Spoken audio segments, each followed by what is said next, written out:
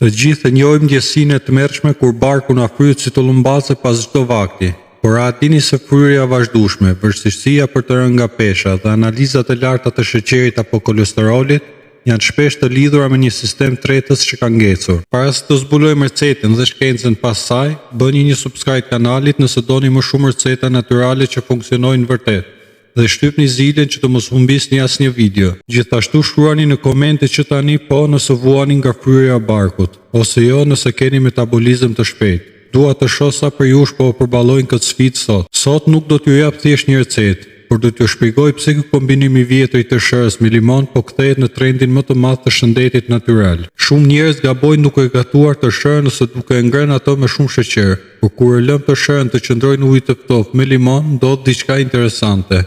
Beta-glukani, kjo është fibra magjike të tërshërës. Ajo krijon një lloj gjeli në zorët tuaja që vepron si magnet për kolesterolin e keq dhe parandalon që sheqeri të kërcejë lart më një herë pas ngrënjes. Vitamina C dhe acidi citrik.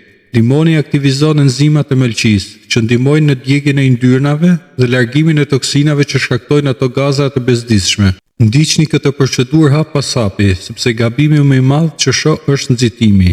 Merrni 3 lugë gjelle të tërshër. Shtoni një gotë ujë dhe lëngun e një limoni të plot. Pse duhen 30 minuta pritje?